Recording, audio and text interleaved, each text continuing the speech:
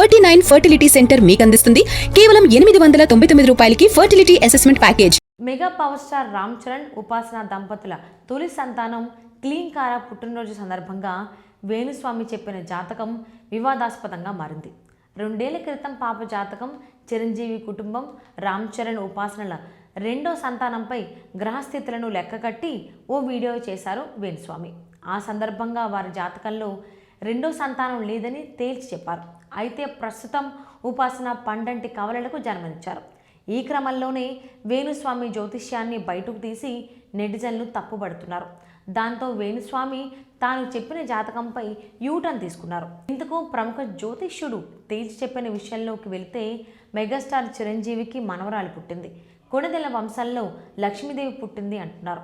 ఆ పాప జాతకాన్ని విశ్లేషించే ప్రయత్నం చేస్తే అమ్మాయి పుట్టింది పునర్వసు నక్షత్రం 2వ పాదం మిథున రాశి, జన్మనామం కోణంగి. రామ్ చరణ్ గారిది రోహిణి, ఉపాసన గారిది కృత్తిక, పాపది పునర్వసు నక్షత్రం. ఆ లెక్కన రామ్ చరణ్ గారిది కృష్ణుడి నక్షత్రం, ఉపాసన గారిది అమ్మవారి నక్షత్రం, పాపది రాముడి నక్షత్రం.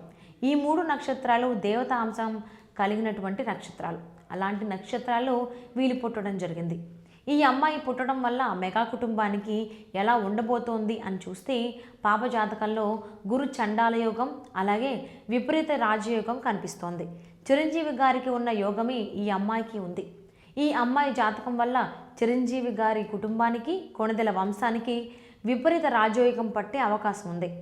చిరంజీవి గారు, సురేఖ గారు, రామ్ చరణ్ గారు, ఉపాసన గారు, పాప ఈ 5గురి గురించే మాట్లాడుతున్నా ఈ 5గురి జాతకంలో విపరీతమైన రాజయోగం కనిపిస్తోంది. చాలా అనుకూలంగా ఉండే అంశాలున్నాయి. పెరిగి పెద్దయిన తర్వాత ఈ పాప చరిత్ర సృష్టించే అవకాశం ఉంది.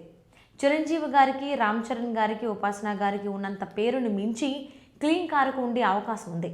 ఈ పాప జన్మించడం వల్ల తల్లిదండ్రులు, తాతకి అందరికీ కలిసి వస్తుంది. చాలా రేర్గా ఉండే జాతకం ఇది. కాకపోతే ఈ అమ్మాయి జాతకాల్లో చిన్న చిన్న మైనస్లు ఉన్నాయి. పంటికి, చెవికి సంబంధించిన చిన్న చిన్న అనారోగ్య సమస్యలు ఉంటాయని అన్నారు. భవిష్యత్తులో రామ్ చరణ్ ఉపాసనలకు ఇక సంతానం ఉండకపోవచ్చు. ఎందుకంటే గురు చండాల యోగం ఉంది. అలాగే శని గురువును చూస్తున్నాడు కాబట్టి సింగిల్ చైల్డ్గా ఈ జాతకం కనిపిస్తోంది. అంటే ఒకే ఒక్క అమ్మాయి ఈ ఇంట్లో ఉండే అవకాశం ఉంది. చిరంజీవి గారి ఫ్యామిలీకి సంబంధించి భవిష్యత్తులో రామ్ చరణ్ గారికి మగ సంతానం ఉండకపోవచ్చు. మొత్తం మీద క్లీంకార జాతకాన్ని బట్టి పరిశీలిస్తే చిరంజీవి గారి ఇంట్లో లక్ష్మీదేవి జన్మించిందని చెప్పొచ్చు. మొత్తం మీద క్లీంకార జాతకాన్ని బట్టి పరిశీలిస్తే చిరంజీవి గారింట్లో లక్ష్మీదేవి జన్మించిందని చెప్పొచ్చు అని వేణుస్వామి విశ్లేషణ చేశారు. రామ్ చరణ్ ఉపాసనలకు రెండో సంతానం ఉండదని వేణుస్వామి చెప్పగా ఆమె రెండోసారి గర్భం దాల్చి కవల పిల్లలకు జన్మనిచ్చారు. అలాగే రామ్ చరణ్ దంపతులకు మగ సంతానం ఉండదని వేణుస్వామి చెప్పగా కవలల్లో ఒక బాబు పుట్టాడు. దాంతో వేణుస్వామి జోష్యం 2 రకాలుగానూ తప్పిందంటూ నెటిజన్లు, మెగా అభిమానులు ఆయనపై ట్రోలింగ్కు దిగారు. దీంతో వేణుస్వామి స్పందించినట్లుగా సోషల్ మీడియాలో వార్తలు వస్తున్నాయి. నేను ఎప్పుడూ జాతకం చూసి మాత్రమే మాట్లాడతానని, గాలిలో మాటలు చెప్పనని, అప్పట్లో క్లీంకార జాతకం చూసినప్పుడు ఆమెకు బలమైన రాజయోగం ఉందని చెప్పాను. ఆ జాతకం ప్రకారం ఆమె తర్వాత మరో సంతాన యోగం స్పష్టంగా కనిపించలేదు. క్లీంకార తర్వాత మరో బిడ్డ పుట్టే యోగం లేదు.